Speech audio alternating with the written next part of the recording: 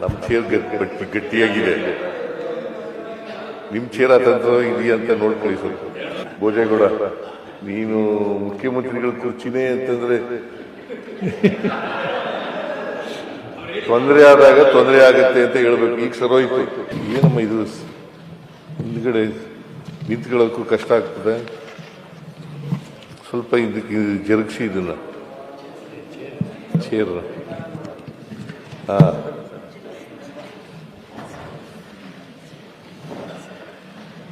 ತಗೋಯ್ತು. ಈಗ ಸಾಯುತ್ತ ಕುರ್ಚಿ ಆಗಿಲ್ಲ. ಮುಖ್ಯಮಂತ್ರಿಗಳು ಮೈಕ್ಗೆ ಈ ತರ ತೊಂದರೆ ಮಾಡಿದಾರಲ್ಲ, ಮೈಕ್ ತೊಂದರೆ ಆಗಿಲ್ಲ. ಯಾವ ಮಂತ್ರಿಗಳಾದ್ರೂ ಅಷ್ಟೇನೆ, ಮಂತ್ರಿಗಳಾದ್ರೂ ತೊಂದರೆ ಅಂತ ಹೇಳ್ಬೇಕಾಗುತ್ತೆ. ಕೂತ್ಕೊಳ್ಳಪ್ಪ.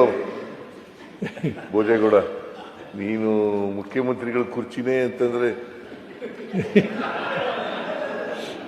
ತೊಂದರೆ ಆದಾಗ ತೊಂದರೆ ಆಗುತ್ತೆ ಅಂತ ಹೇಳ್ಬೇಕು. ಈಗ ಸರೋಯ್ತು.